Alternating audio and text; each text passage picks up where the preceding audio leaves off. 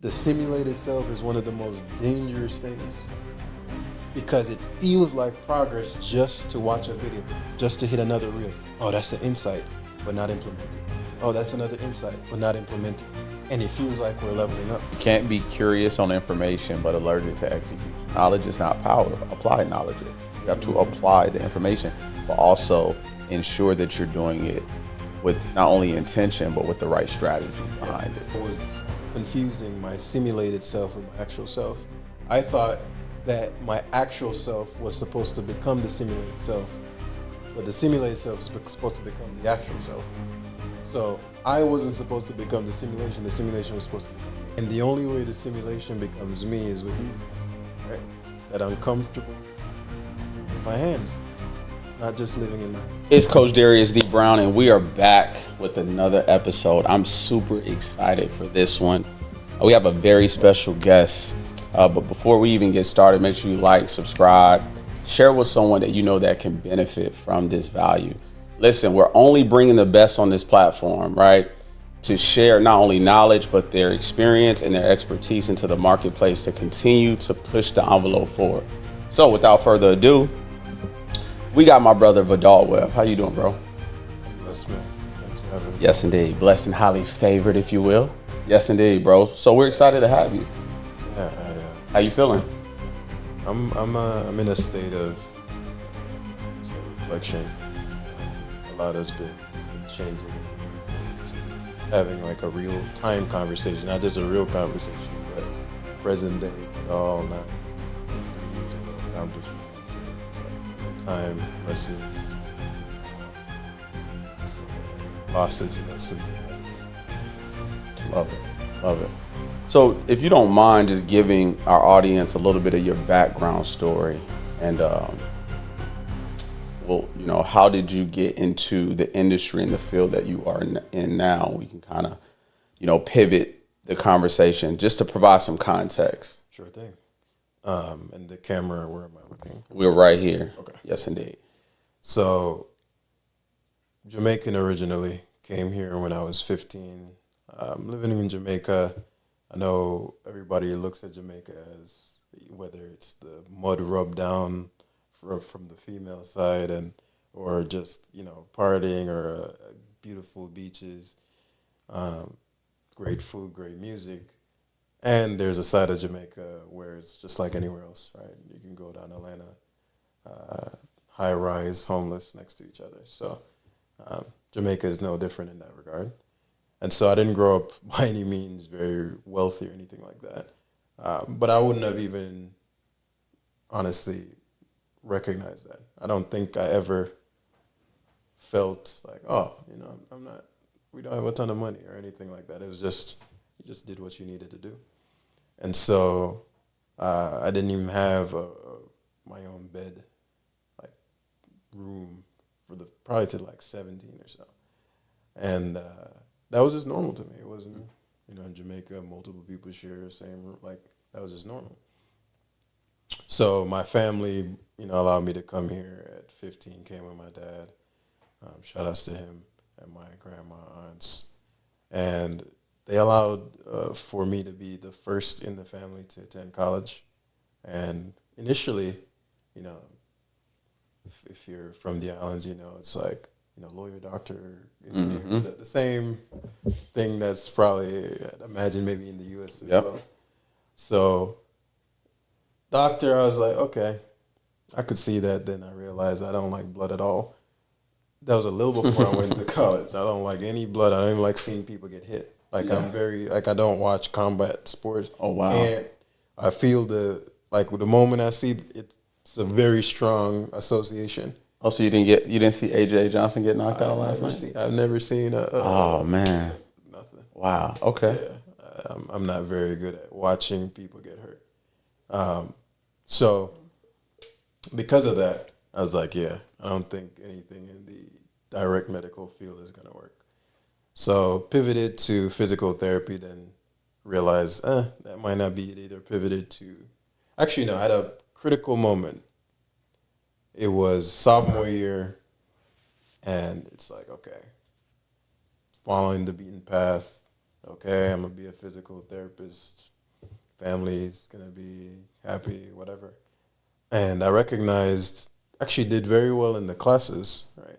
Topped the classes, all that. But I wasn't engaged. I knew that.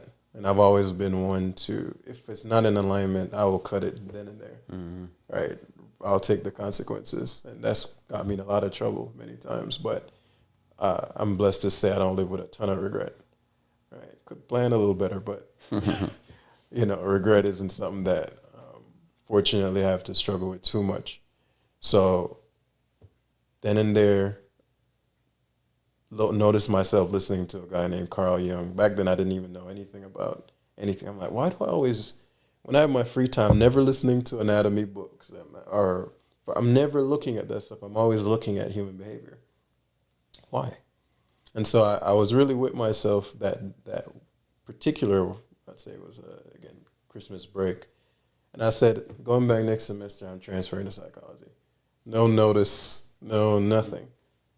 Transferring. At this point, I'm, the first year is just getting the I don't remember what they're called, the beginning classes out of the way for freshman year. So that didn't really impact it, but I had a whole semester into what they called exercise science at the time. So I was like, I might have to graduate a little later, but screw it.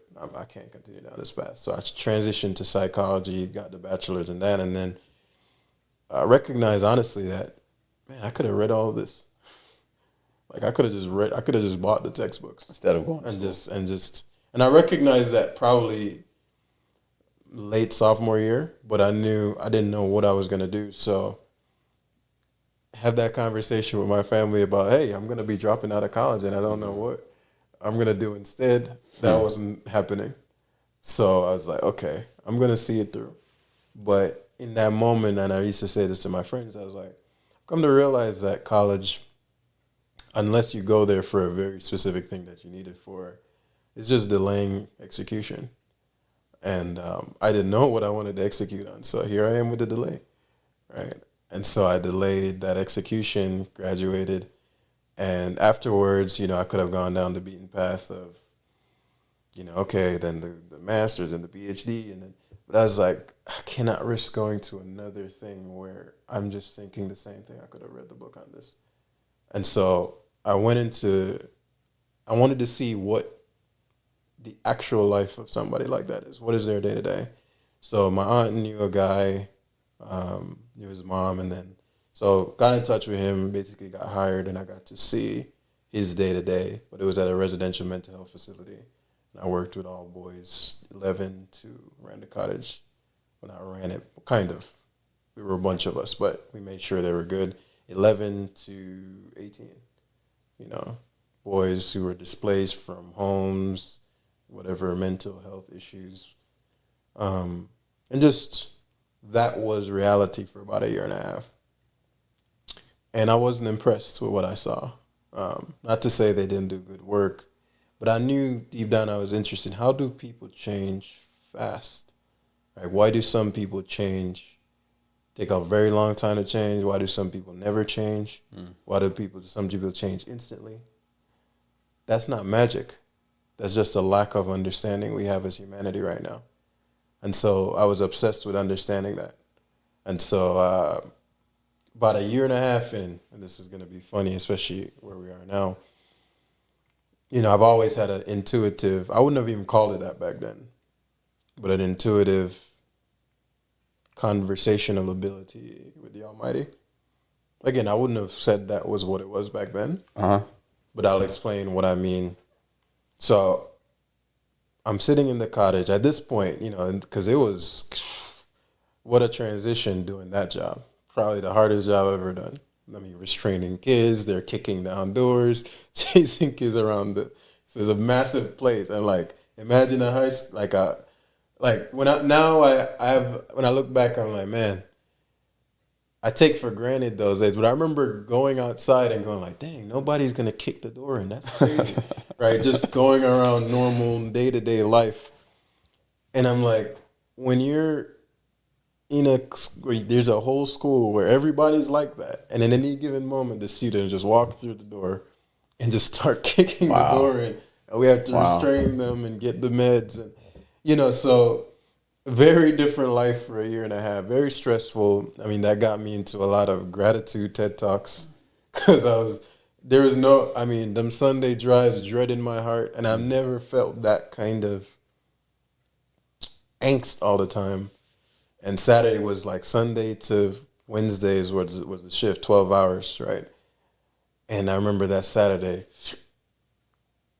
tomorrow is going to be it's going to start. And just dreading going to work. And I felt like I was investing in the boys, but I had so little control. And the girl I was dating at the time, I remember we were at the park, and she said a little quote that helped a lot. Because I realized what was happening was I wanted too much credit for the change. Wow. Right. I wanted too much credit for the change. I wouldn't have even said it was that at the time, but I wanted to see the change. But it was more accurate looking back that I wanted proof that I was a part of the reason. So were you also seeking that validation from For others? Sure. Well, no, it wasn't from others. It was more, I'd say there was an egoistic element of... I know it all too well, brother. Right. Oh, my gosh, yeah. Wow. I'm sure you're going to speak to that. Wow. There was an egoistic element of I'm used to going at something and succeeding at the best, but this isn't a best game. This is about serving them. Right? So I'm trying to be the best human behavioral changer of all time. And so for me, that was how fast did the change happen and how long did it last? And I still have elements of that. It served me later on, but I had to get to the place where I realized that serving somebody else is about giving value, not about getting status. So good. That had to be shifted. And so she said something, because I was saying to her, man, what happened to me? I'm not excited about my Sundays anymore. And I was sharing how it felt like no matter what I did, the boys would do the same thing. You'll have a good run for a couple of days and do the same thing again next week. And it can just feel like this cycle. Mm-hmm. And she was sharing a quote that her grandfather shared with her, I believe, because he was a pastor, I believe. And it was like, drop pebbles with faith and let God control the ripples. That's so good. And that shifted things for me, because I'm like, that's the first time I realized that I was not letting God control the ripples. I was trying to control them myself, right? I thought I was Poseidon out here. Right. So that took a lot of weight off me and allowed me to have a better mastery over the position. And the stress rate went down. Still needed them TED Talks, but on the way Sundays. But all in all, the place had started to get really stabilized. And so after that said, I'm bored. I've learned everything here that I need to learn. But mind you, I was coming here to see what the therapist did. And that's not something I want to do. Not in that way. So I'm like, well, what now? I'm bored and I don't want to go in the path that I studied for. And this is where the conversation with the Almighty came. Again, I wouldn't have called it that, but it would literally look like this. I was like sitting in the cottage. All the boys are doing well. My team members were great. And it was just, I was like, it's been about 3 weeks of this. And I'm disengaged. I'm starting to recognize it. And I said, what's next? And I heard sales. And I'm like, this is a real, I'm like, sales? I've never even thought of sales or considered anything in relation to sales, ever. Mm-hmm. And so sales, and I'm literally, it wasn't out loud, but it was like a kind of like, sales. Why would I go into sales? I said nothing else. I was like, all right, 2 weeks notice. Wow. Yeah, you're talking about obedience. That's I wouldn't have even thought of it that way, but I mean, you're taking a pivot. You're pivoting, and you're having this moment, right? Like you said, you wouldn't. Looking back in retrospect today, you wouldn't say, "Oh, God Almighty gave me this vision sporadically, and I decided to pivot into sales," right? But what was that like? Like, how did you feel in that very moment when you got that revelation? Like, was there resistance there initially? And then what were the steps? Because I know there's a lot of viewers out there that they have this epiphany, or they go through this significant change sporadically, and they don't know how to handle it. It's like this resistance thing. And a lot of times they don't move forward, and they are not able to walk into the best version of themselves because either operating out of fear or uncertainty. So how did you overcome that situation to get you to where you are today? Of course, there was hesitation. We're not talking a parallel field here. We're not talking anything having to do with my major. We're talking no familial, no, like nothing. No one I knew ever sold a thing, as far as I could tell, other than Jamaica and So it was definitely what I'd say is that I've always had a policy of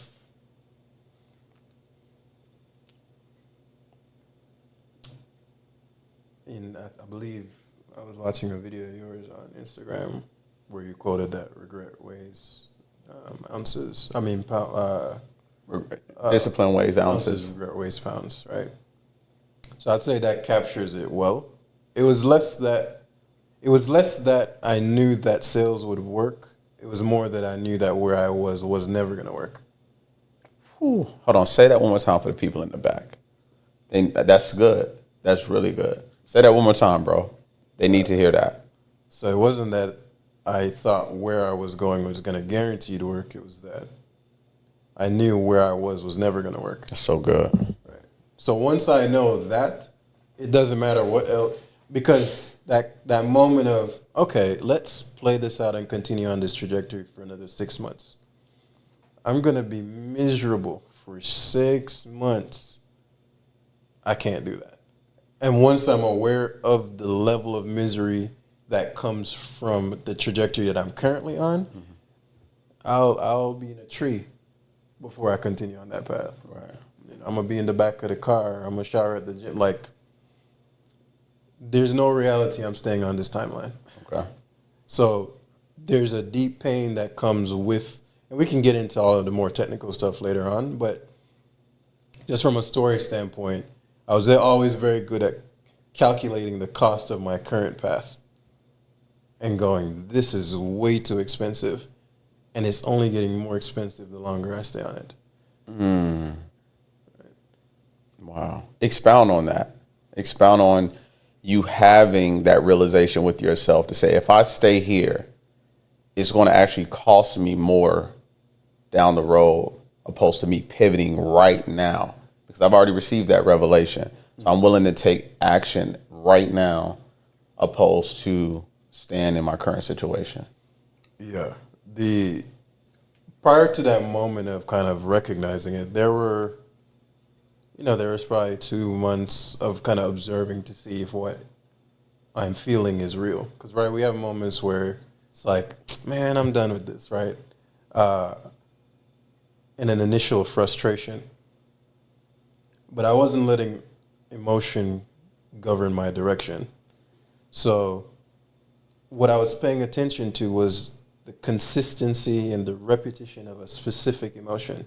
So if every time, every week I feel the same and it's a feeling I don't like, then there's some pattern here. It's not magic, right? Nothing, I always say that randomness means there's an effect without a cause. Randomness means there's an effect without a cause. Okay. Right. So if I were to say, oh, my feeling is random, then what I'm saying is that my feeling has no cause. It's just an effect with no cause. Okay. Right. This is good. This is why we're here. Right. So if it's not, because that would be a claim that it's possible for something to just happen and there's no causality. But if I go, can there be an effect without a cause? Then I go, okay, if there can't be an effect without a cause, then it's not that it's random, it's that I don't know what it is. So how do we get to that underlying issue? What are the steps? Okay, from a step standpoint, which is kind of getting into that Or part, the process, I was yes. going to start to save that for but I'd say that the first step would be, and I actually shared this on your platform. We have a writing protocol that allows anybody to get awareness on anything completely within a couple minutes. Okay. Right? It's called the awareness activation. So, And we'll make sure, not to cut you off, brother, we'll make sure we'll have Vadoll's link in the description below. And then, we can, if, you approve it, we can go ahead and put that link in the description so they can, take that. yeah. Because I took it and it opened up my eyes to say, wait a minute, wow. Like there's so many different blind spots that I didn't even know that I had. And I'm even sharing it with my wife and she was like, I want to take it too. So it's like we have these blind spots and subconsciously we don't realize the like you said, the effect that we have on ourselves and the people that are around us. So that was really good. So yeah. Appreciate that. Yeah. At that time, I didn't have that, right? This is early in my journey, early 20s. But what I was doing at the time that I wasn't aware of was I was observing patterns rather than just losing myself in them. So when I'd get up in the morning, I'd notice dread. Observed. Next morning, dread. Observed. Next morning, dread. Okay, going into work.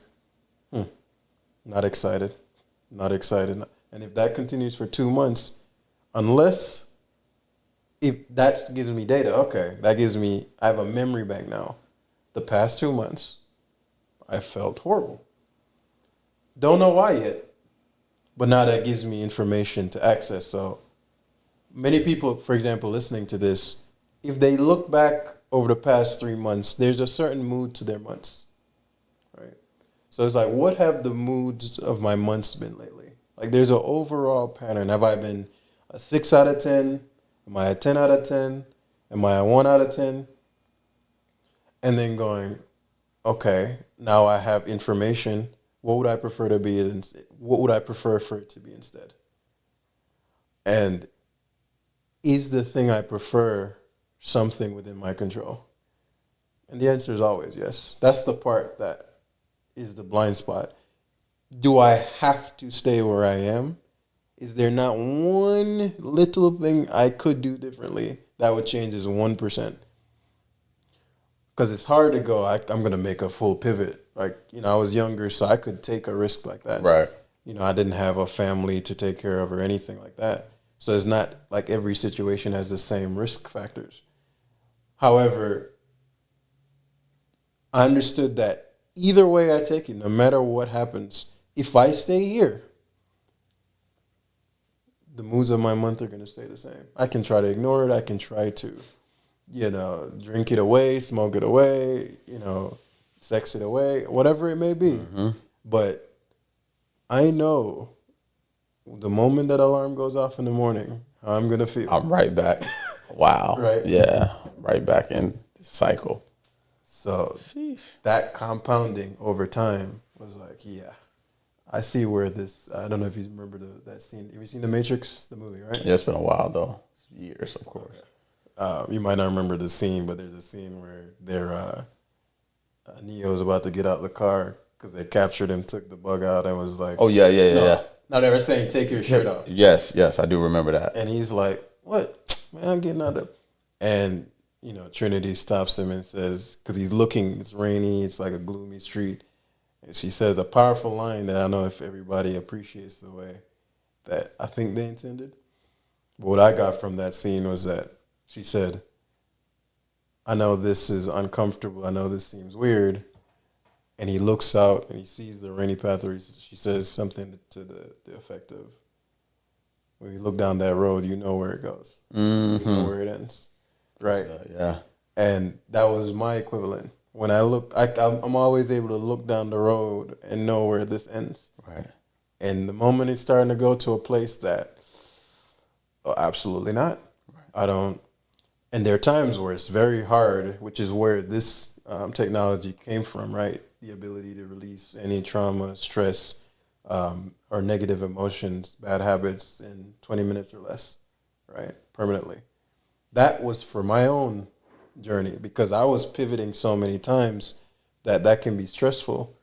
And I needed technology that would, I'm like, there's stress isn't random, but I couldn't figure out what was creating it. I know it was in my perceptual filter. I know it was in the eyes, but I couldn't figure out how to, and so battled with that for years, pivoting, grinding, then burning out, and then cycling back and pivoting, grinding, burning out, a young guy wanting more for himself. And I know for the guests in the social media era, it can seem like everybody else got shit together but you, right? Mm-hmm. And so that's a silent war. Even if it's not conscious, I wouldn't have said it was conscious back then. But, in recent reflections, I'm coming to recognize back then, he was a young man that felt like he wasn't where he was supposed to be, right? I was trying to write the book of Vadoll's life without considering the fact that, there's a part of this journey that I had no say in. That's so good. That's so good. And I may think this is my time and this is where I'm supposed to be. And that was very stressful on me. So I kind of went off on a tangent. Oh, man, this is good. This is good. So definitely, let's get into it. So what exactly is identity engineering? Okay. So identity engineering is, I'll say what it does then what it is. So identity engineering solves one problem, right? It's for those who know what to do but won't follow through. Okay, let's stay right here. Mm-hmm. Those that know what to do, consciously or subconsciously? Consciously. Yeah. Consciously. Mm-hmm. Like, we're going to add context here because there's so many people that are stuck, right? And they know what to do, but they don't execute on what they need, what they know they need to do. Mm-hmm. Okay, let's start there. Mm-hmm. So that was just a rhyming jingle. You know what to do, but you won't follow through. That's the problem, right? Mm-hmm. So identity engineering is taking what we currently think of as human behavioral change to a whole nother level. So typically how behavior change is thought of, or even think about just break it down to a day-to-day life of a human being. What are we doing every day? We get up and there's some reality that we want to have, right? Whether it's super clear or it's like a vague kind of feeling, or it could be just something like, I want to be happy. But there's some desired state we have. And then everything else in that day is usually a good or bad attempt to get that feeling. Right? So I woke up, I'm feeling like a 4 out of 10. That person, whether they're conscious of it or not, wants to increase that number. Right. But they might not have the information to understand why they're even feeling that way to begin with. Why am I moving this way? Why I say I want this, but then I'm eating this right after and it can feel like this thing of, why can't I control myself? Why do I know what I want, know where I'd prefer to be, know what I'd prefer to do, but my hands don't match my head and my heart, right? My hands never match my head and my heart. I have this in my head, I have this in my heart, but my hands have a mind of their own.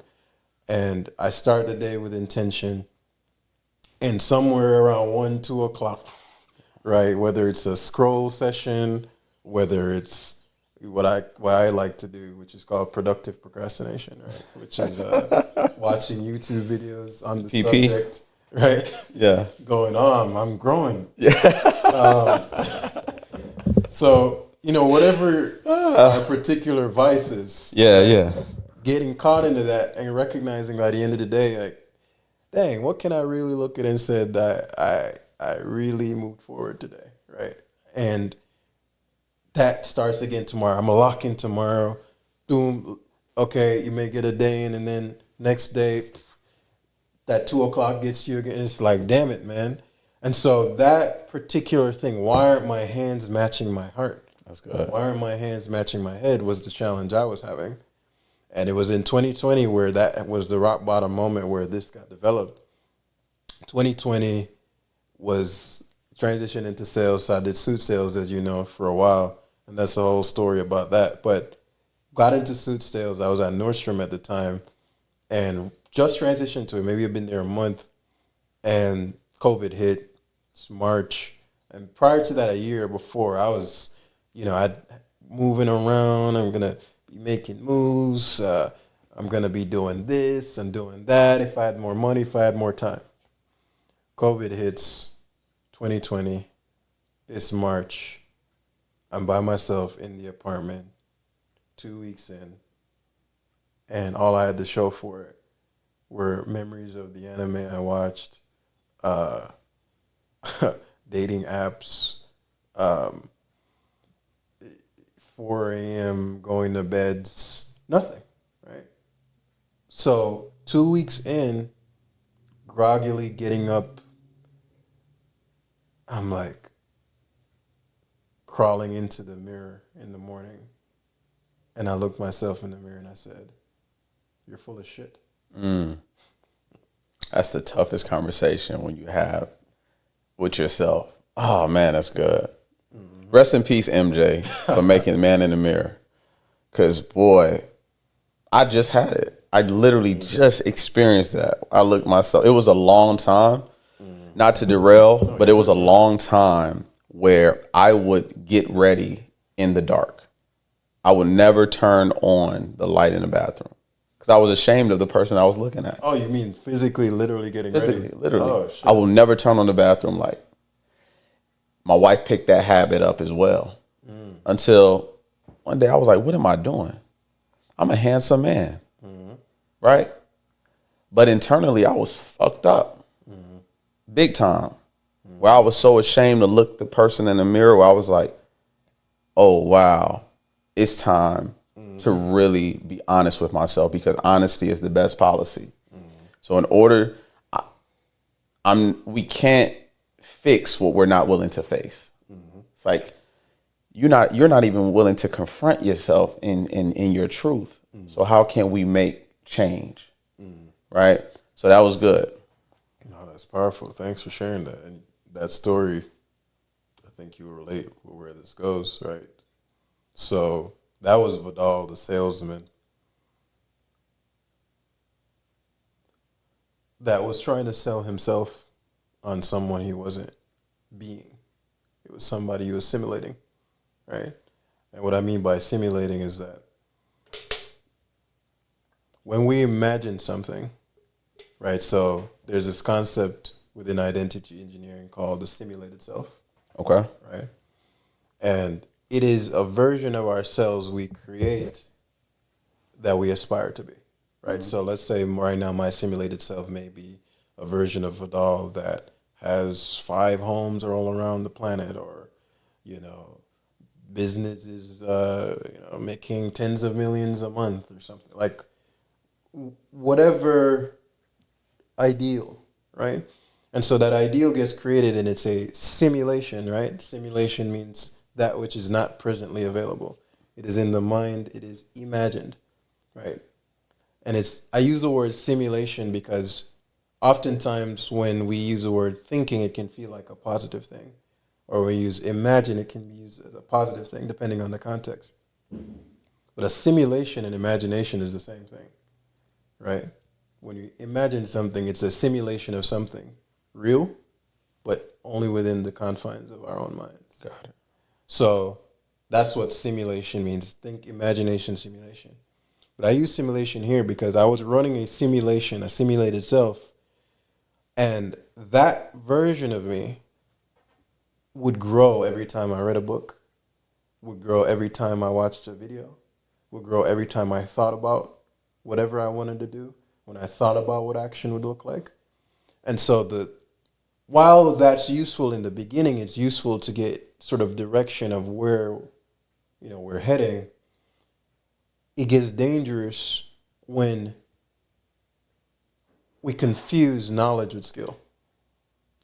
And knowledge starts becoming progress forgetting that skill is the only thing that produces results. Right. Knowledge never produces results. It's the ability That's so to good. deliver the outcome. Right. Not the ability to talk about how you could deliver the outcome. That's good. So I was doing all this learning, self-development book there, the Tony Robbins there, the conference there, the conversations there, but I wasn't actually becoming him. I was simulating him.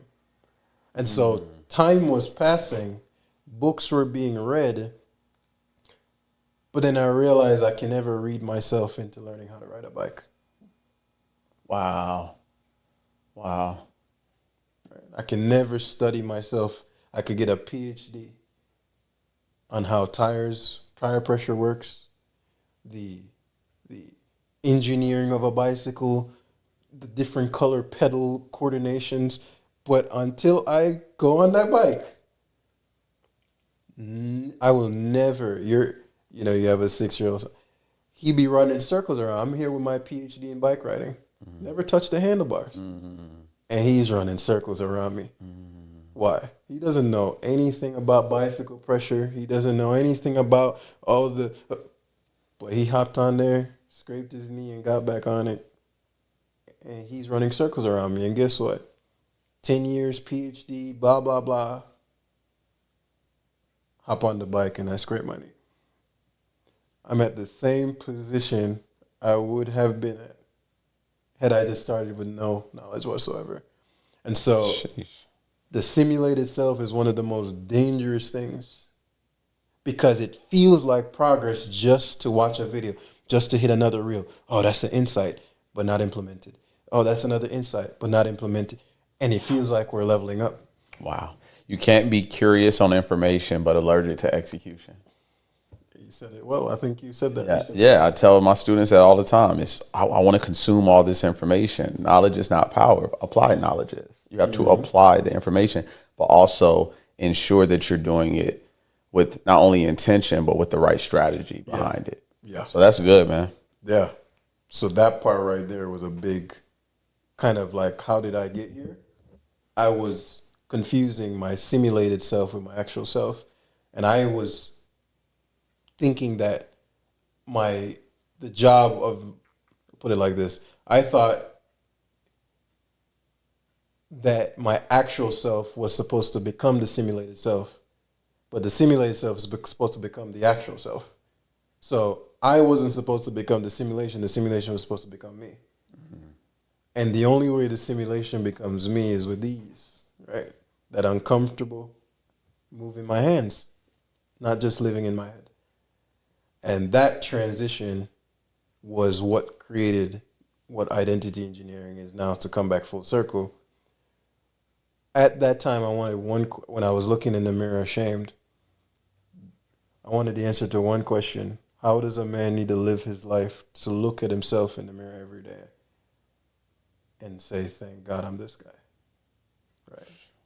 And that was the question that went on I had a group with 2,500 guys in it and did about a 5-6 year research project on what causes people to change, how can we speed it up, and how can we make it permanent. And from that, identity engineering was born to go beyond. Change doesn't have to take 50 years, right? It doesn't have to take 20 years. Trauma doesn't have to take 1 billion years to go away. We've seen some of the most severe things. I wanted to gone in minutes from that right there. And funnily enough, I didn't even recognize the power of that. This was something years ago, I had uncovered that reality where there's certain ways the nervous system is coded that if you understand how to get to it, it's like a maze. And if you get to that cheese in the middle, all stress, trauma, whatever disappears. We can get into that and get bit more technical, but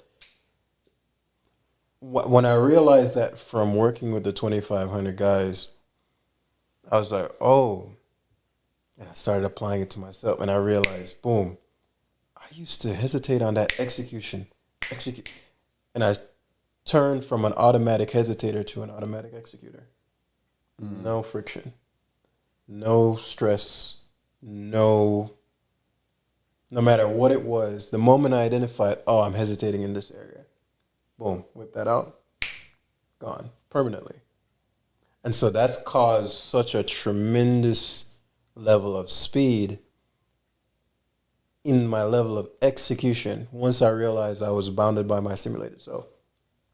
But that took a long time, like, as I said, 5 to 6 years of just documentation and data and comparing and collecting all the info, going over it, working with hundreds of, like, it took a very long time. But it was not until very recently that I realized that's what I was after. But what I was after is I wanted flow-based success. I didn't want to burn out and grind for every action I'm doing. I'm like, if I want to go where I say I'm going, then why am I trying to get away from it so much? Right? If I'm trying to go north, why am I heading south? So I had to realize there's a reason south is serving me. And that helps us find that out within 20 minutes or less. Right. And man, the results, I could share some crazy stories, but the results have been so mind-blowing that honestly, brother, sometimes it feels I undervalue it because I'm like, there's no way, just going to be frank, there's no way that I'm the guy who came up with this. Right. Meaning, this is so, like, I've never been one to lack confidence per se. Well, in different areas, in different points of life. But, like, not in a baseline thing because I don't believe the Almighty can make mistakes. So if I exist, I can't be a mistake. Right. And so the capacity I have right now is not a mistake. Right. I have something to do with it. So I'm like, if God didn't make the mistake, then I'm the one making it. Right. Ah, man, that's so good. Oh, listen, hold on. Wow. So, Yeah. the greatest shooter of all time, my favorite basketball player, Steph Curry. Yeah. He had an interview where he deals with imposter syndrome. And I started doing research, like some of the greatest people on earth, great skills, they experience imposter syndrome. Because based off what you said, like you looking at this is what you created. You used your hands, right? You took your IP, your intellectual property, and you used these hands that God had created, and you executed. But you're looking at this, and you're still like, I can't believe that I did that. So there's 100%. A piece that's still, what is that? In terms of, well, this was something, use the same technology to reveal, and I'll share the journey. This is a more recent one. We said we're going to talk that. I'd say about October of last year, had a pretty good, the September going into October, had a pretty good month in business. After some ups and downs with revenue, just 1 month is best, next month is we know it all too well. Best. And so managed to make a lump sum that allowed a lot of breathing room. And in that breathing room, I recognized the curiosity because I'd reduced my workload a lot. Prior to that, I would work one-on-one a lot. And it was the first time attempting groups. So I was able to make a lot more income in a shorter span of time. And so my calendar was just so unusually free. It was a weird feeling, honestly, adjusting in the beginning. And I was like, I'm so used to, my body's literally saying, I have a call at 11, and I'm like, I don't. It's just one time in the week. It was such a weird. So during that time, I was like, okay, I'm going to get better at understanding why is this so powerful? What's the neuroscience? What's actually happening within the body? And this is where it got interesting. So to take that on, I knew I had to go somewhere that very few people go, right? I had to go to the most fundamental elements of reality and start from there, like pre-existence, what they call ontology. I had to know and this might sound crazy, and I'll share why I was like that. I had to know I had to know then all the physics, then all the chemistry, then all the biology, then all of the like everything up to what makes somebody make one decision. And the reason for that is because at the time, man, this is a powerful thing to reveal. At the time, I didn't know that I had automatic scripts. These are called Neuroscripts, which are just automatic behaviors we use to protect ourselves from anything we think is dangerous, even the next level. So we're going to, is it similar to fight or flight? It's not fight or flight. It's more subtle than that. So a neuroscript would be something like, I'm gonna get a 6-pack, and I observe that I'm eating donuts every day. My intention is this, but my actions are that. That's because the neuroscript, whatever underlying, what's called a neurocode, which is what people usually refer to as limiting beliefs, but it's a little more fundamental than that. And so the nervous system does not speak English. It speaks emotions and reactions. So if I say I'm going to get a 6-pack, my conscious half is saying that. And my automatic side is saying, that's dangerous. Now, how can we tell? It'll speak back to us. Mm-hmm. When we say okay, this can be a practical thing. Let's say right now I said, I'm going to make $100,000 in the next 3 hours. There's going to be an emotional reaction in my body. That right there is your nervous system telling you what you think is possible about that particular goal. Is that a good sign? Depending on the response you got. If you felt tension, avoidance, fear, danger, stress, then it's telling you in the way the neurocodes that we currently have, which again usually are talked about limiting beliefs, traumas are usually how they refer to those childhood memories, that whatever code is in your nervous system right now does not align with that. And until that's removed, it will feel like a drag, self-sabotage will plague, and it will do everything to protect us. But the protection will manifest itself as eating a donut or avoiding the calls or it doesn't manifest in a conscious way. It manifests in emotions and reactions. Oh, yeah, I got to go do this thing before I do the thing I know I'm actually supposed to do. Wow. Yeah, and it will manifest in that way, and it's completely automatic. So it's completely blind to the person. You cannot tell them that, no, I had to finish this thing before. It will feel like the most logical choice, but it's the avoidance of the goal they have because the destination is dangerous. So is it that the person is falling back into what's familiar, what's safe? Yes, they are. And it's safety is perfect. So the neurocode's job is to keep us safe. And so if I set a goal to making 100,000 in 3 hours, I have a simulation of what I think that would require of me. Or maybe I don't even have the capacity to even wrap my mind around that.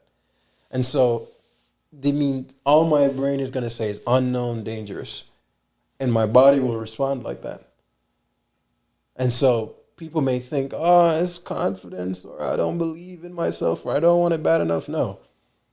If those neurocodes were coded in there from wherever they were, and how they work is that the brain can't process all this information and then give you a dissertation on why you should never do that again. So if I was a kid and my dad yelled at me and said, you never take care of your stuff, right? My little brain nervous system is not going, father said at 2:30 p.m. on a Wednesday night on 2000, no. It's going, it compresses the experience into an emotional, something called cognitive compression, compresses the experience into one message. If this, react this way. So if your father is disappointed, react this way.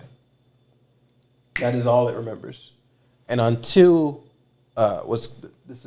cognitive decompression happens, until that compression, that code is decompressed into words in a language you can understand, it will run us automatically. And we don't know why do we keep doing this? And those are what people typically call limiting beliefs, traumas, childhood traumas. They're neurocodes that are protection or safety mechanisms that were in the system or coded in the system at a point where they didn't feel safe and they needed to figure out a way to protect themselves. But those same strategies from 6 years old, 7 years old, 8 years old are the same strategies people are using today.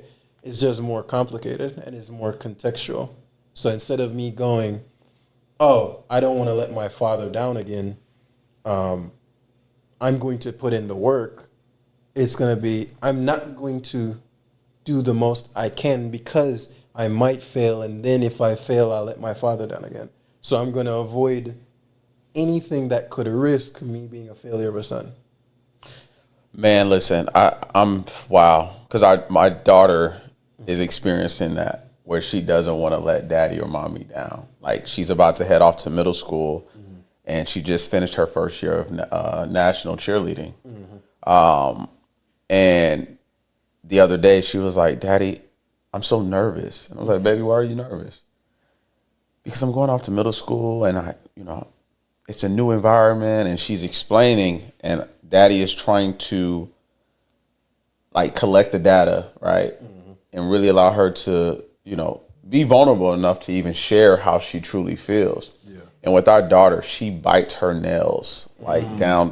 When she's nervous, she's, and I was like, baby, like you, like trying to wanted her to understand like the power that she has within, like, baby girl, like you are her. Like you A's and B's this year, right?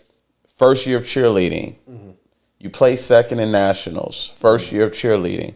You're a phenomenal sister. You're a phenomenal daughter. You do your chores. You do everything that you're supposed to do. So me as a parent, I can't speak for my wife, but I can speak for myself. I'm like, she reminds me so much of me when I was her age. The difference is she has mommy and daddy in the home. So I was like, okay, I'm trying to understand why our daughter is experiencing these different emotions at 10 years old. Can you share some insight for me? For sure. And then there may be somebody out there that maybe as a parent that is going through that with their child now. This is actually and this will tie back into the identity engineering piece. And I was trying to get to the technical parts because I was like, when you ask me what it is, I'm like, it's going to be hard to explain it without understanding what a neuroscript is, automatic protection behavior, or a neurocode, right? The safety, like how does your nervous system process safety? When I'm in danger, do this, right? If this, then that. If this, then that. Very fast. So automatic, way out of conscious awareness. So in your daughter's case, and this was very common. So we talked about simulation earlier. And in school, there are two intelligence systems. There are two ways we learn. We learn through, we could say abstraction, which is running a simulation, getting knowledge, right? And then we learn through adaptation, taking the actual action. And so that's called skill. And so in school, we learn primarily abstraction. So we don't go, we're going to teach, we have this class on riding a bike. Here's the bicycle. Get on it while we show you how to do it. We learn a book on how to ride a bike. And when we take an exam on how to ride a bike. And then we da-da-da-da-da-da. That's primarily how school is structured. It works where you get theory and then assume that that theory will help you have a better experience. But the problem is that what can never read yourself into riding a bike. They're two different systems. The skill system and the knowledge system are two separate systems. And that's very important to understand. Two separate. They're not, we can never read ourselves into being good at riding a bike. You have to ride it. The body learns different from the brain. In the way we're just going to split it, but we know the body and the brain are the same thing. Right. So with your daughter, with that in school, we grow up going, oh, okay, so I need to be a very good memorizer. I need to learn all the parts of the bike. But it's never actually riding it. But I need to learn all the parts. And so we go, okay, my value is based on this grade. My value is based on this score. My value is based on this thing. And so if she's processing it as my value is based on whatever thing, being good at the accomplishments, then if I ever mess up, love lost. And so she can maintain it now, but the fear is not that she can't do it. The fear is that I've made mistakes in the past on the way to my success. What if I make another one? They're not going to be proud of me. Because at the moment, my value equals my accomplishments. Not understanding they love, like you guys love her regardless of her. The accomplishments are just, hey, you're also doing this. Mm-hmm. But our love for you is not because of what you're doing, and you're allowed to be balanced, meaning you're allowed to make mistakes and to win, but the mistake is not something that makes you less valuable to us. And so there's a pressure that's felt, and I see this often. I saw it within myself. I see it in particular with clients that I work with, because they tend to be very intelligent guys that's gone through life doing good at school, simulating, studying how to ride the bike. And when time comes to actually go on the field, boom, they scrape their knee. And it's like, I've never had to scrape my knee before. This is a different way of learning. Let me go study. Clearly, I don't know enough. Mm-hmm. And so they get stuck in this loop of simulation and no execution, because every time they get on the bike, they scrape the knee and go, the reason I don't know how to ride it is because I didn't study hard enough. So, but the reason that they don't know how to ride it isn't because they haven't studied hard enough, is because you have to scrape your knee first. And so if she processes information like, love equals achievement. But what if I don't want to do this anymore? How will I tell them? What if I'm feeling stressed and I don't know if I can take this on anymore? What if I'm not? And so she's looking for the space to go. The thing, frankly, to hear is like, your value to us is not dependent upon your performance, success or failure in any given moment. Ah, man, we just keeping it real with the Browns. Yeah, man, because unfortunately my daughter got the worst of her father. My son is getting the best of me, of a parent, right? And what I mean by that is there's no manual book on how to be a parent, right?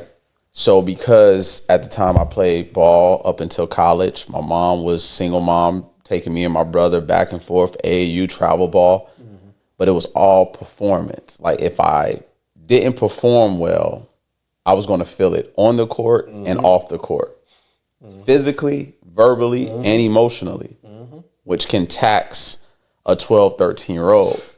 So up until probably about 15, when I moved out and moved with my grandmother, I was kind of on my own. Like I got under coaches and mentorship within the game, and they molded me to be able to handle whether I made a mistake, take it on a chin, get better, right? But they didn't condemn me for making a mistake.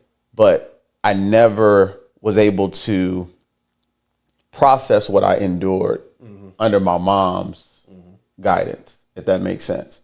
So when having my daughter, and first year cheerleading, she'll come to me, and I didn't know how to like give her the correct advice or the proper advice to be like, all right, baby, you just got to go out there and be your best self. You got to be the best. Almost like I demand you're your father's child. And I'm like, wait a minute, I'm looking back, even hearing you talk, it's like,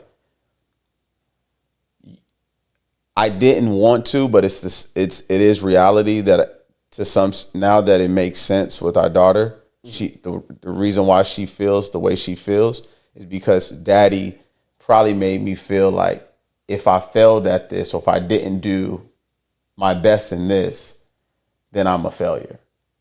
And that's just real, because that's how Me too. You know what I mean? Yeah. Perfect example. Yesterday, I coached my son flag football. My son is great. He trains 4 days out the week, speed and agility training. It's out there. But my son is he's an introvert, right? Like his mother. My wife is very like to herself. She doesn't open up easily. So when my son is around a group of kids, he goes into a shell. And yesterday, I'm looking at him on the field and I'm like, son, like, let's go. Now they practice typically right before their game. And he's showing out. I'm like, oh yeah, Mason's about to have a dynamic game. Gets in the game, he scores a touchdown, comes back, and then I can see that timidness.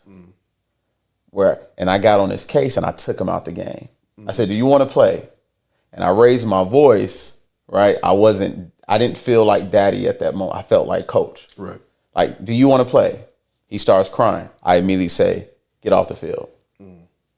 So my wife never played sports. So when we got home, her and I had a disagreement because she was like, Mason, you can't talk to Mason like that. I was like, trust me. If I'm not his coach, he's going to get a coach that's going to be 10 times worse. There's other coaches on that field talking to their players recklessly. Right. There was one coach out there, and this Pee Wee League. If you would have heard this coach talking, bro, you'd be like, wait a minute. Yeah. What is going on? Yeah. So I was like, how I'm talking to Mason. And she was like, but babe, you're not talking to your other teammates like that, your other kids like that. Why Mason? He's my son. I didn't get the approval from the other parents at that age to be able to have that type of transparency.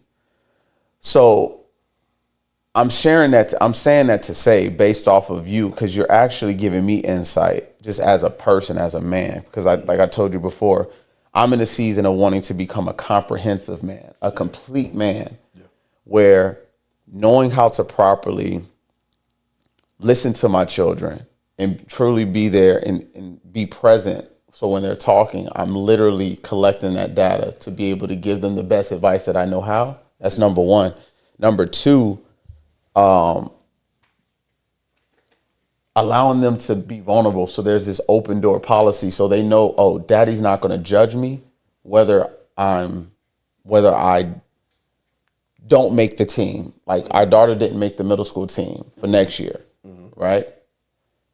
Bro, when I tell you she took it so well, and honestly, before we get back on topic, you're good. She took it so well.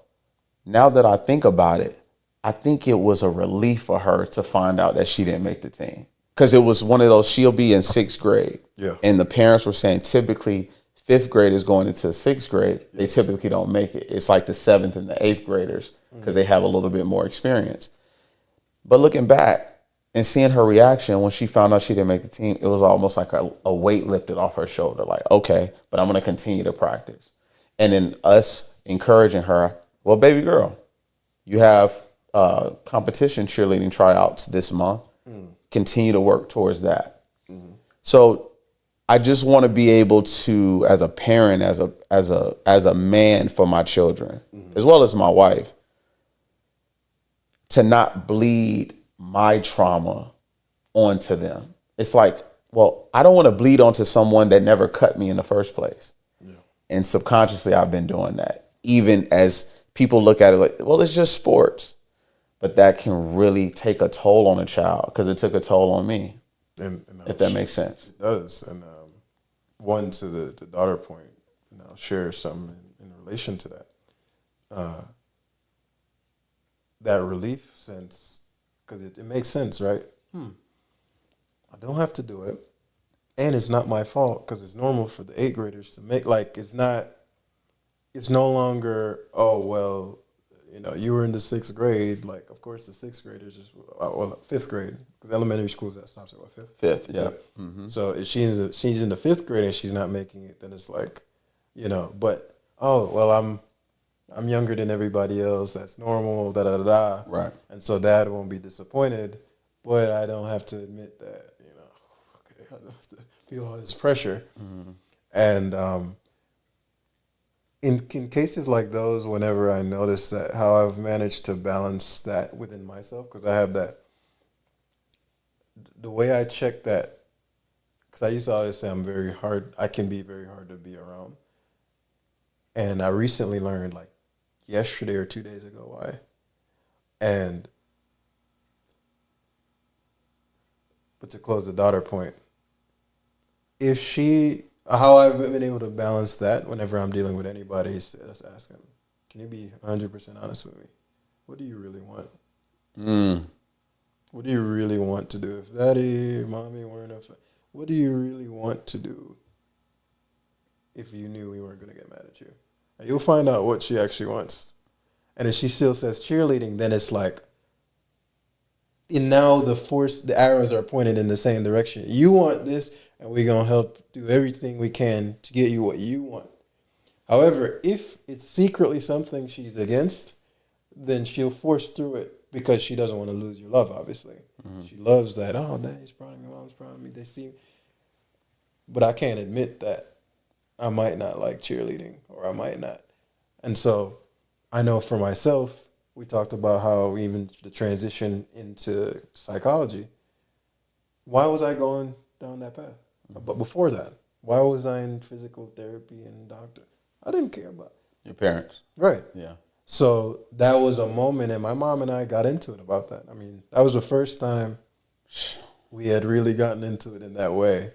And she was, oh my God, psychology. She's Jamaican, so there's no point of reference for that. Yeah. So all she's thinking is all she's thinking. And I was standing on it. You can huff and puff and da-da-da. Because as I said, when I see where a path is going, I'm like, Mom, I know where that was going. And yeah, it wasn't going to be pretty if I stayed on that path. But as far as so that's what like, if you genuinely just ask her, what do you, like, just in a safe space, what do you really want to do if you knew we would never lose love for you? Right. And that's the thing, man. Like, I share this with my wife all the time, because she's like, Mason doesn't, even with our son, he loves soccer, he loves football. He's starting to get the bug of liking basketball. Mm-hmm. But I never want my children to feel like daddy is trying to live vicariously through them. Because unfortunately, a lot of parents, they live vicariously through their children. Oh, I didn't make this, so now I'm going to push my kids or force my kids out into doing something that they really don't want to do. Mm-hmm. So we've set the basis of letting baby girl and Mason know, like, is this what you want to do? If this is what you want to do, we're here to support it, right? But you have to work at what you want. Yeah. Right? Mommy and daddy, we can't do it for you. Right? Something as simple as stretching. You got to stretch. Something as simple as eating. Like, I try to, when it even comes down to my diet, me and my wife, we meal prep throughout the week. Right? And modeling and not just living by advice, but living by example. So I don't police our children anymore. I used to police them, like, boom, this is what you got to do. Now it's like, yo, D, just continue to eat healthy. They'll come around. Now, guess what? My daughter wants to eat protein bars she wants to eat carrots with her food every day. And I was like, dang, I can't, as a parent, overexert myself and sounding like a broken record. Like, do this, do this, do this, do this, do this. Just show. If they want to eat honey buns, like our son, he had I think I'm pronouncing this right. Correct me if I'm wrong. Access. I have no idea. It's an infection in the gum area. Uh-huh. And my wife had to rush him to the ER last week. Eating candy. Honey buns. But I'm like, well, it's not their fault that they're eating it. It's actually your fault because you're bringing it in the house. So if it's not in the house, they have no access to it.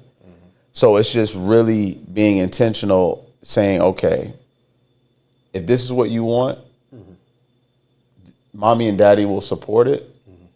But our daughter, because before you know it, she'll be a preteen. And then before you know it, she's 18, 21. She's a young lady now, young adult. And we just want to set the foundation now. And I think we're doing a really good job so far. Because our daughter's super intuitive, man. Like, smart, man. When you all meet her, you're going to meet her. You're going to immediately fall in love with her. She's disciplined at her age. Every morning she wakes up. She doesn't complain. She gets up. She does what she needs to do. That's mommy and daddy setting that foundation. But for me, because I am self-critical and I'm an overthinker, I'm constantly asking myself, am I doing enough? And am I parenting my child the way that God has wanted me to parent them, according to his will, not my own? Because I'm like, you mentioned something before as far as hard to being around. I feel like that to this day. I feel like people, because I'm so self-critical on self, I feel like with friendships and relationships, I've been very critical on others. So I think that was the lack of relational intelligence. I had no relational intelligence. So certain people, it was just like, well, if you're going to be in my proximity, you need to be doing boom, boom, boom, boom. Yep. And if you don't meet boom, boom, boom, boom, I got to cut off all access. Yep. Does that make sense? Oh, yeah, for sure. And, recently what I learned was part of that is it could be the relational intelligence. We can all grow more, But what I've come to understand is that there are those who are hesitators and those who are executors. Hesitators and executors. And I don't mean that in a genetic sense. I mean that in the phase of their journey they're in. So if we both say right now, it's like, hey, bro, you want to go up the hill? And you're like, oh, yeah, let's do it. And then, all right, let's do it. I'm hold on. I need to take a course on going up hills, right?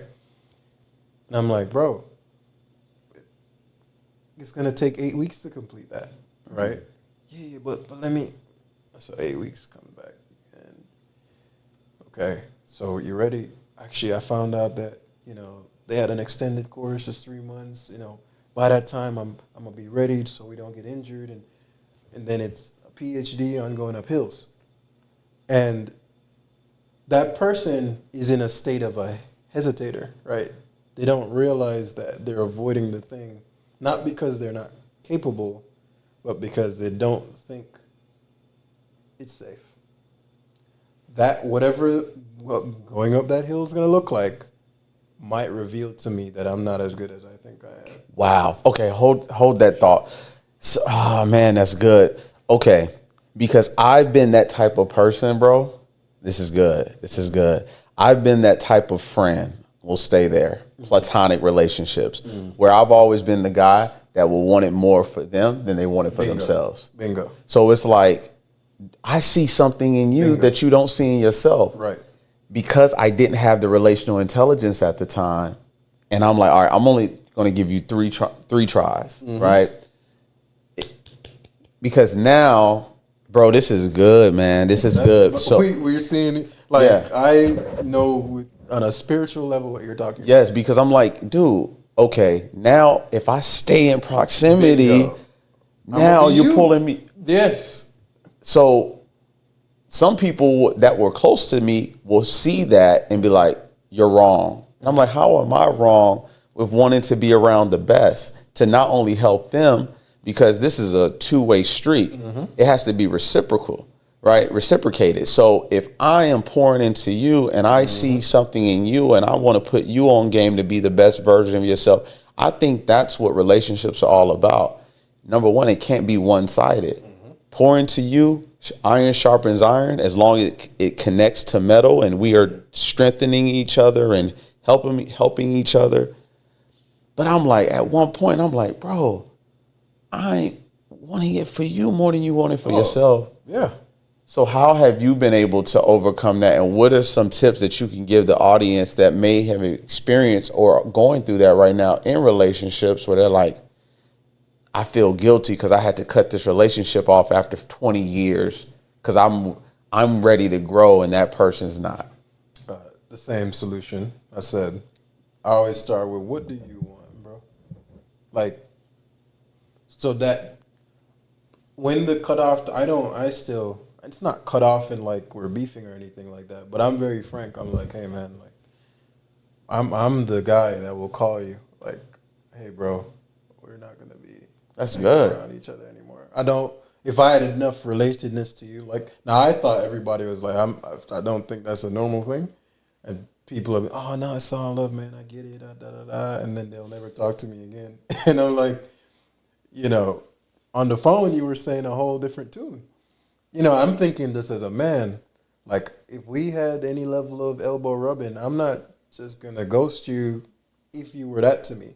If we just chopped it every once in a while and we're getting to know each other, but I could tell you don't really do what you say. It's not even a judgment thing. It's just that I can't trust you. It's not the judgment. It's you're saying you want this to me. It's not me saying this is good for you. And I'm like, bro, but you keep complaining about that you want to lose weight or you want to get this to the whatever. And I'm like, we're getting to the point where I can predict what you're going to say next. I can predict your excuse. I can predict it before we link up. And it's been this way for 4 months.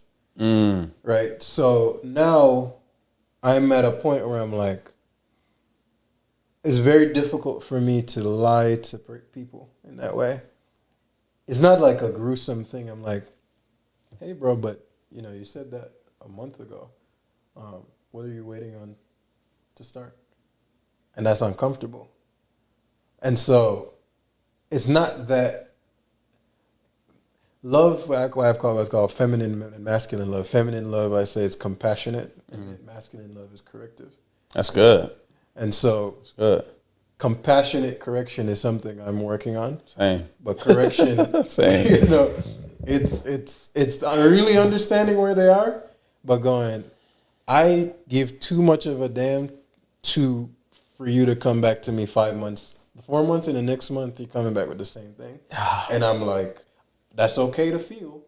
I'm like, it's not okay, bro. It's not okay because we lead on as a man.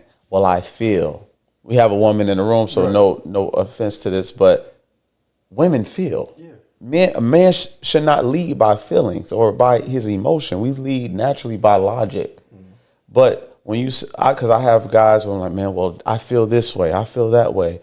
This is why I haven't taken action, and that leads me. Why do you feel that?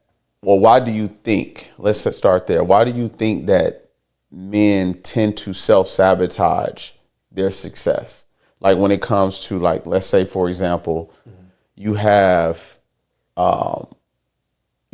in a relationship, you're in a brotherhood, right? Yeah. And you have a group of brothers and you all are striving to be the best version of yourself. And you may have that one individual in the group that's self-sabotaging, and you all see something great within him, right?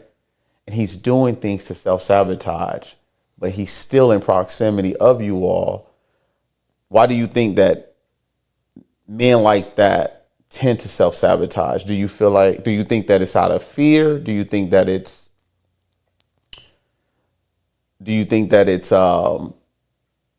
like uncertainty? It's always the same answer, brother. Nothing complicated. Protection. Self-protection. The next level, he's protecting himself from the next level. Because it may seem evident to you that, let's say we're going up the hill again, that going up the hill is achievable. So think of it like this. Is like we can ask ourselves 3 questions. If you ask him this and have him pay attention to what his actual automatic nervous system is saying, then he will be able to give you the answer himself. So let's say whatever the goal is, we get the clarity on it. But then we ask, do you think the goal is possible? So that's the first question. If we can't get past that, nothing else matters. So it has to first feel possible. Do you think that the goal is attainable? Okay. Yeah. Okay. So if he says yes to that, then it would be, do you think you're capable? Okay. So he may think it's possible, but he might not feel he's capable. Got it. So let's say he gets past, is it possible? Am I capable? No fate, not like on a pressing kind of way, like real heart to heart out of love. And then the third question would be, are you willing? Are you willing? That's good. Are you willing? I tell my mentees that all the time. Are you willing?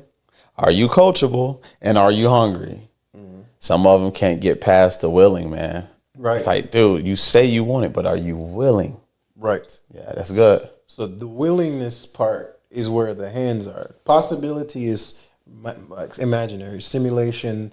What could be capability is more still the same, but more localized, more personalized. But then willingness is where the hands get into the equation, and there's a misnomer that people don't want it bad enough, but that's actually not true.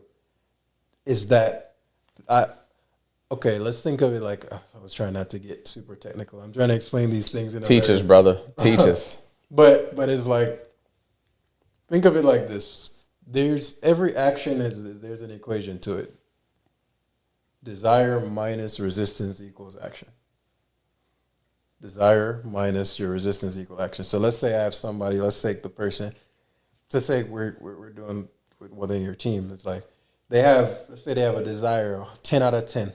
100%. Okay. But then when we look at the equal sign, we see zero action. So we're like, hold on. Desire minus zero. You have 100% desire. So if they have 100% desire and their output is zero, that means they have 100% resistance. Meaning their resistance, the protective, they see so much danger in an attempt that they won't ever move. That's good. So until the brain perceives it as not as danger or death or collapse, and it sees it as an opportunity, consistency is impossible. But not because they're trying to not do it or they don't want it bad enough. As we said earlier in the conversation, the Neuroscripts will come up in response to however you learn to protect yourself from danger. It doesn't matter. It just matters what you perceive as dangerous. So for many people, us included, right? Like, there are levels that we're aiming to get to. And so it's like, well, do we self-sabotage, right? So the question is, why? Is it because we don't know the action? No, not usually. It's because of how we've learned to protect ourselves from when things are going to be uncertain. That's good. So that is what is manifesting itself in their behavior. Not necessarily, even with the guy, it's not that he's trying to self-sabotage. He doesn't realize that his own brain won't give him permission to progress. It won't give him permission to progress because whatever, again, if I had the specifics, but whatever the thing is he's aiming at, when his eyes see that, it goes high risk of failure. High risk of failure. Then we have to go, well, what does failure mean? Well, high risk of failure for you may be, get up and learn again. High risk of failure to that person may mean loss of status, get kicked out of the group. Then I'll be alone. Then it's going to be the same as it's always been. I always am the weakest link. Then I get kicked. That is what's running him. Gotcha. Not the surface thing that it may seem like. He may just have an experience where I'm always the weakest link. Or I got kicked out of something before. Or I'm always around dudes who are getting to it. I don't know how they get to it. And he starts to feel like, oh, no, I'm falling behind. You're going to see it soon. And they're going to kick me out of the... And then it happens just like that. So my feminine side needs to kick in. I need to show some more compassion. Brothers, man, listen, man, this is one of the reasons why, dude, I love this journey of growth because I'm growing through what I go through. And Lord knows, man, my wife, we are like the perfect balance because she's very compassionate. She understands. She's patient. Me, I'm like, oh my gosh, like, dude. But it makes so much sense. Like when you contextualize it and you how you just broke it down, that individual is just like, yo, like I finally got around a group of brothers that are winning, and I am afraid if I take action in this and I fail at this, kick me out. They'll see me either a different way. I think that's where, like you said, the transparent conversations, like having those conversations with your fellow brother, your fellow sister, and letting them know, like, this is real. Like, no matter whether you feel like you're failing or you're trying. And to me, that's what matters the most, that you actually are applying, you're trying. Because we all fail. I feel like failure is the mother to success. We fail forward, we get up, we fail again. We just don't fail backwards. We keep growing. We keep boom. And that's so good, bro. I appreciate you for sharing that. Let me ask you this. Sure. What roles does environment play in shaping human behavior? I'm sure you've heard the quote, "You're the average of the five." That's true. But not because of just some magical force. The reason is because our identity, you commented last night, but how do we define who we are? Like, how do we do that in a practical way that we can measure? And it's this. Our identity is what and who we interact with on a regular basis. Who and what. So the who is not because of any mystical anything. It's just we as human beings don't have conversations often about things we don't want to hear. Say it one more time for the people in the back. We don't have conversations often with people. I don't want to hear that. About things that we don't want to hear.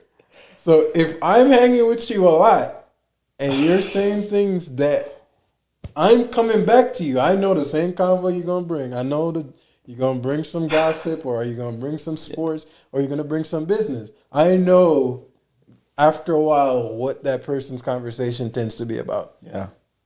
So if I'm, hey bro, you ready for another one? That's my identity. Whatever he likes to talk about is within me.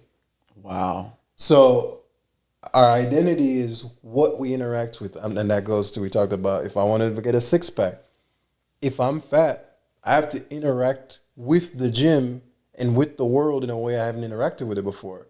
I got to get the honey buns out of the crib. I got to interact with the gym. I got to interact with that bench press. Like, those are things I used to never interact with. So if I'm going to adopt a new identity, I can measure it by how did the old identity used to interact with the world? Who did I used to talk to? What did I used to listen to? What did I used to put my hands on a regular basis? And I can measure it and go, in 6 months, I can literally say, I no longer interact with this, and this measurably. And so that's what identity engineering brings to the table, measurement. Because the challenge I had with, while therapeutic approaches are useful, it was hard to measure. And I work with men a lot. Mm-hmm. Men like measurement. Show me. So if I can come to a guy and say, what specifically do you need to see change to know this identity changed? Right. And he goes, well, I need to see myself in the gym going 5 times a week. I said, bet. Let's work. And in 3 months, he will see that he's in the gym 5. No motivation, no external, hey, bro, none of that. Because it won't sustain if it's external. It has to be internal for it to be maintained. So that identity and what they interact with regularly has to be an internal fix. But the only way it becomes consistent is realizing it's not that he lacks the desire, is that he has too much resistance, and that resistance is formed in his neurocodes. Like, that's, and then when he finds out what those are, once he finds out, oh, that's why I'm protecting myself from the next level, automatically disappears. Because we are learning machines, as you said, right? You know, you said we lose, we get the lesson, and then we get the level. We lose, we get the lesson, we get the level. But if I lose, I avoid. I can't get the lesson, and I can't get the next level. Don't avoid. Never avoid. That's good. Never avoid after the loss. So it's loss, reflection, lesson, level. Loss, reflection, lesson, level. Loss, reflection, lesson, level up. And that's not how we're taught in school. You lose, you fail the test, you failed, you get a bad grade, you got to, and there's no real room for a lot of losses. You just fail. It's just one bad grade on the test. You got a 70 in this class, you're barely passing.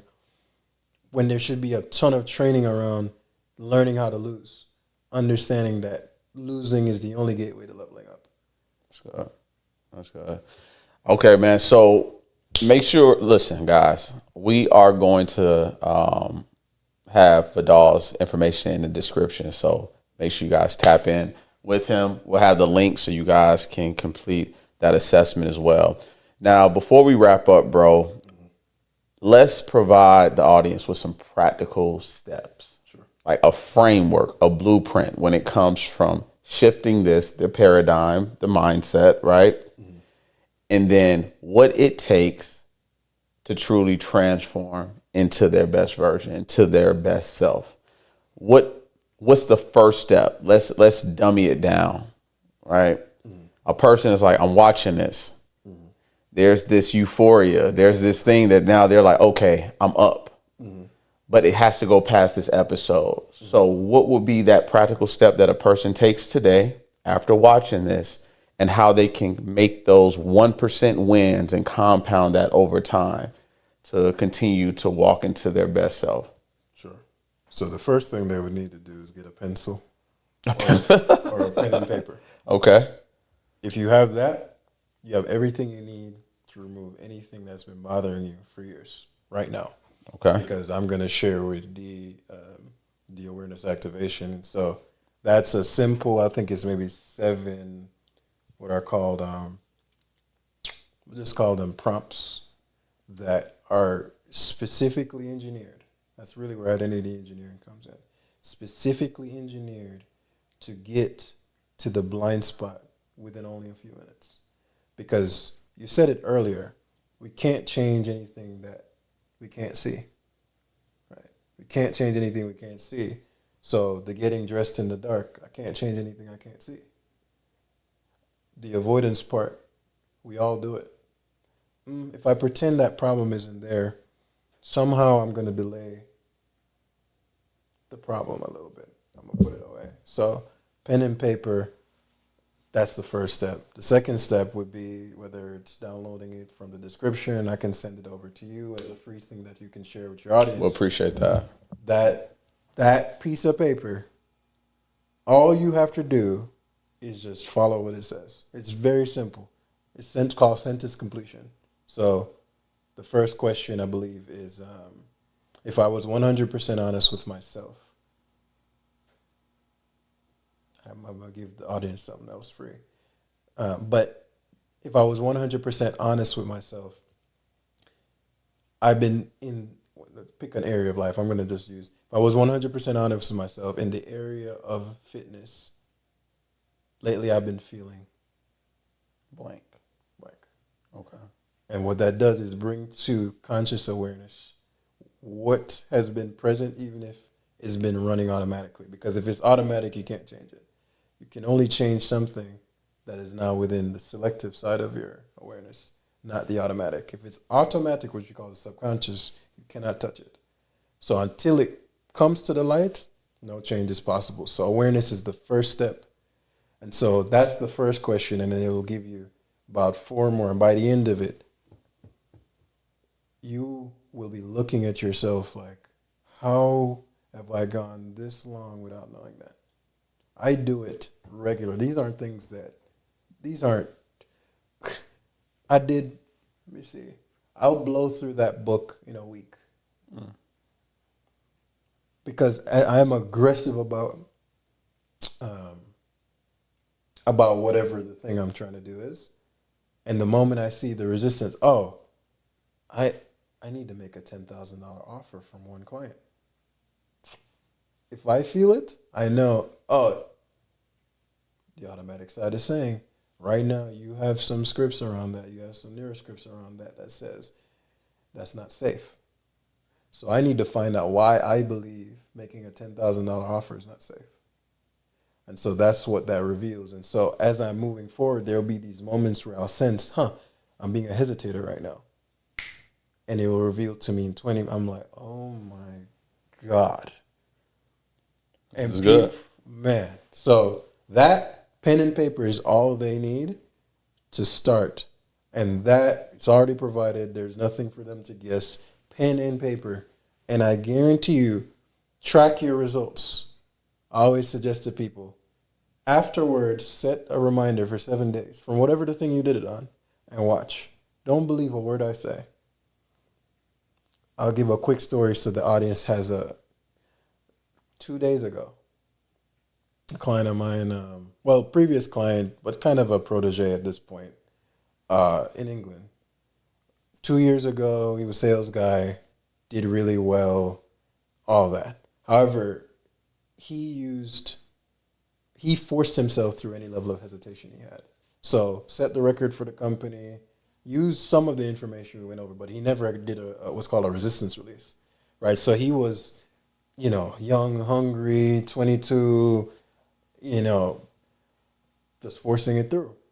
And if he felt the hesitation, if he felt the pressure, if he felt the resistance, brute force, go through it, brute force, go through it, and got burned out, right? Set the record, all that, get a panic attack, right? Oh, wow. Because the level of performance that he had to sustain was not practical in the way that he was going through it. Yeah, he was making the numbers, but it's so much pressure every waking moment.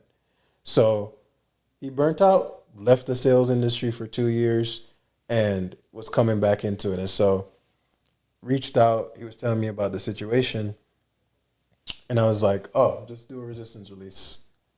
Sent him the Amazon link. That will solve all that. Because he was having two big challenges. He was having a fitness challenge. Why am I not consistent in the gym? I did a bodybuilding context, a couple of years ago. Never been able to sustain it since. What the hell is going on? And I've been on this job hunt for the past couple of months, nothing. This week, did a resistance release today, so Saturday. He did it on Sunday or Monday. Effortless. He said immediately after I got up and went to the gym, and he's like, mind you, I'm not saying, hey, you should feel this and all that. He's coming back going, what? I went to it's been 3 days. I'm excited about it, and it's effortless, and what the hell? Like, what is going on? He was kind of confused because he's thinking, oh, this is just a little writing, journaling or something. But as I said, I didn't want to bore your audience with the technicalities of it, but very deep nervous system rewiring, right? Wow. But we just managed to get it down to a couple minutes, which is where the imposter syndrome was coming. I'm like, dang, the amount of science that had to go into this. And as a black man, whenever I tell people I'm a scientist, they have an image of what they think a scientist should look like. Mm-hmm. It's not a guy with a beard and a ponytail or a nice blazer, right? It's some skinny white guy in a lab. And I have my lab equivalent, but I had to deal with the imposter syndrome within me to recognize that I can go toe-to-toe with whoever conversationally about that. And the biggest thing and why I had to face that is because I'm like, if that's in me, no wonder our people don't respect their intelligence and develop it. We rather develop our body. We rather develop a nice booty. Those things matter, but they're being subverted. They're being elevated above our brains. And so we're not contributing globally when it comes to elevation to the intellectual side of the world, we have so many brilliant black people, but when they think of their scientists, they don't know it, but I can't be that. I'm not in a lab coat. I didn't go to MIT. It's like, bro, the only person that holds the truth is nature. Truth does not go through bloodlines. Truth is in nature. And if you can tap into nature, right? And God created nature. So God owns the truth, not a white guy, not an Asian guy, and recognizing, I had to recognize it in myself. Oh, I don't have to look that way to produce this level of world change. And so, to close the story, he effortless in the gym, and this is the freaky one. I said, you don't understand what you have in your hand. Just experiment. And so he's like, okay. Job search wasn't going well. He did one 2 days ago. I said, I'm going to do a resistance release on this job search and see what's under the hood. 3 hours later, his old job reached out to him, the manager, which he said is super uncharacteristics. He said, hey, T, we were just talking about you. Such and such is about to leave. He hasn't been there in like 2 years. You haven't heard from them. 3 hours after doing this, hey, bro, I was just thinking about you. Wanted to see if you wanted to come back in. 3 hours. This was 2 days ago. Afterwards, and he said, yeah, I was talking to him, and I negotiated less time in the office, which is what burnt me out last time. So going in only 3 days, 2 work from home days. They raised my pay from 20, I guess the base pay or the commission fee by 20%. And I don't have to stay committed to it, meaning, I negotiated a situation where I'll come in for a couple of months, see if it's still what it, and then make a decision from there. 3 hours after he did that resistance release, 3 hours. And so I made a joke to him because I was like, are you a believer now? He's like, I don't know, man. This is too spooky, right? That's powerful. So when I tell you, we have absolutely no idea how deep this rabbit hole goes. And so that's all I'd leave people with. Identity engineering is not simply, you're going to help me release just my traumas. Identity engineering is about getting you to move, not about getting you to feel. But your feelings are blocking you from moving. That's so good. This is, for those that are new to the channel, this is our longest episode. Oh, I'm sorry. And intentionally. I wanted it. I was like, well, however it goes, it's going to go, right? Typically, we'll do about 45 minutes to an hour. But this is going to be the most important episode that we've had to date. Not only for our audience, but even for me, right? The host of Keeping It Real with the Browns, because I'm going to probably watch this thing like 3, 4, 5, 6, 7 times, right? Even with my family.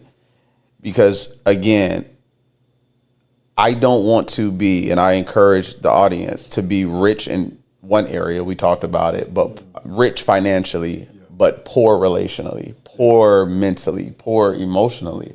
And a lot of us, I've been around the most successful people in the world.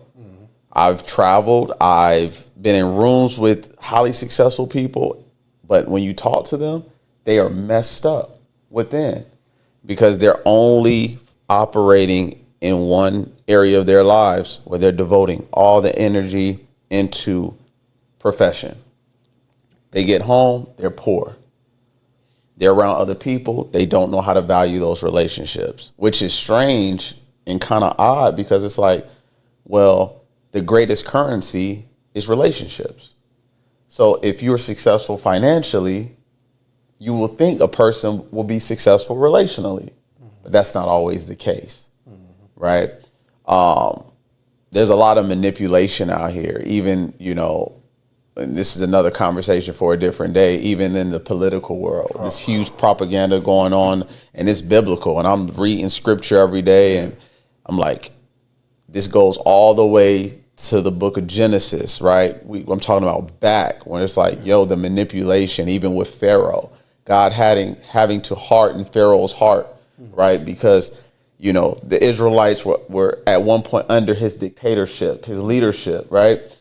And now you look at this person that's in office right now and the manipulation and people falling for it and the blind leading the blind, but that's another conversation.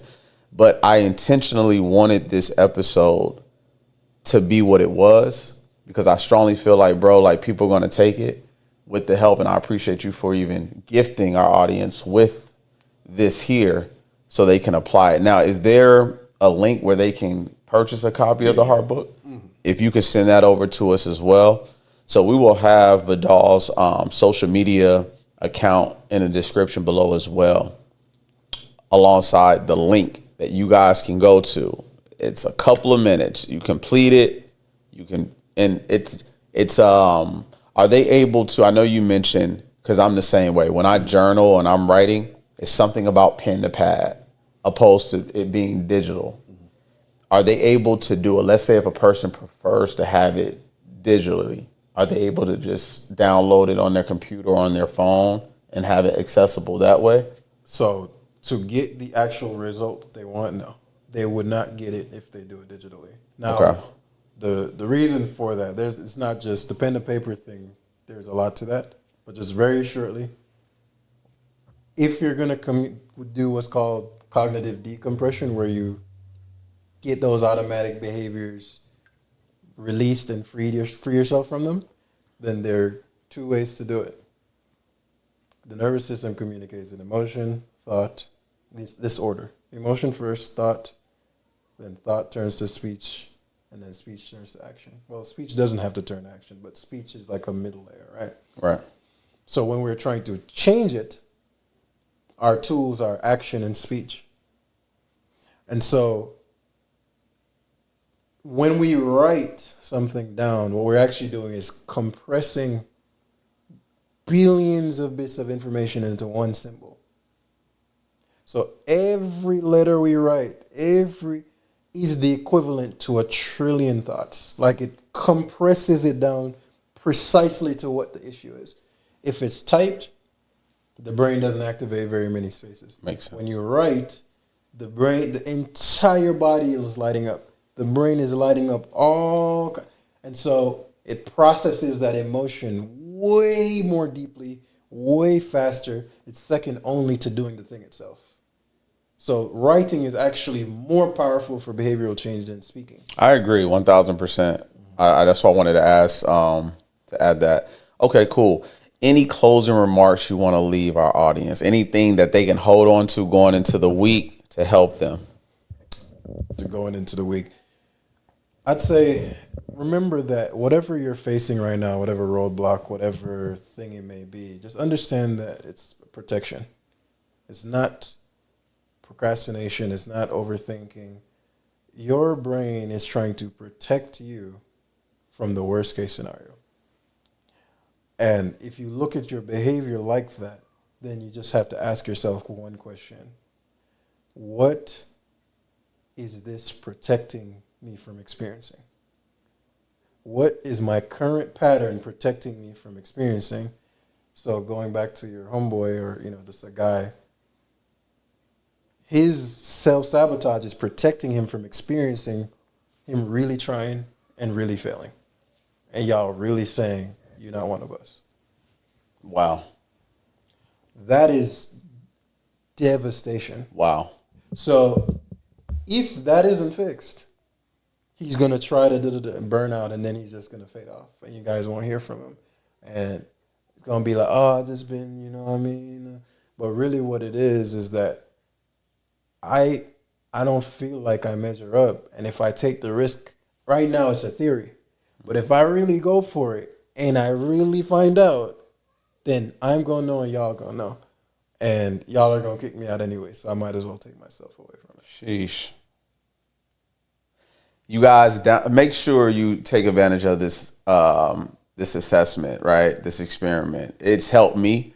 I know it's helped a lot of Vadoll's clients as well, and we know for certain it will help you if you are intentional with executing on it. It's recognizing that protection, every hesitation, fear, anxiety, all those things are trying to protect you from a reality that you think if it were to happen, you wouldn't survive, right?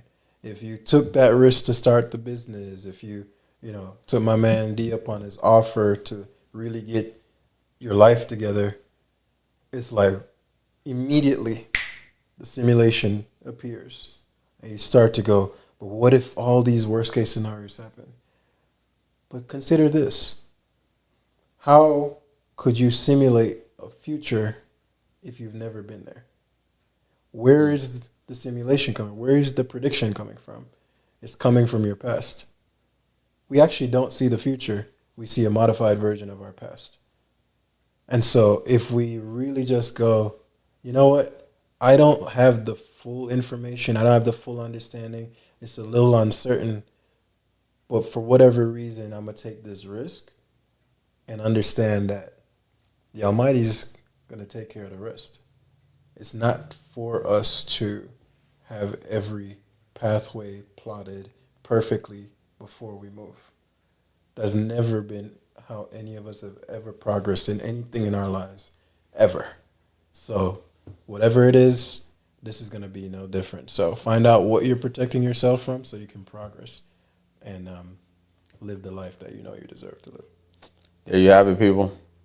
Well, we're wrapping up, man. Listen, make sure you guys like, subscribe, share with someone that you know that can benefit from this episode. And until next time, take care.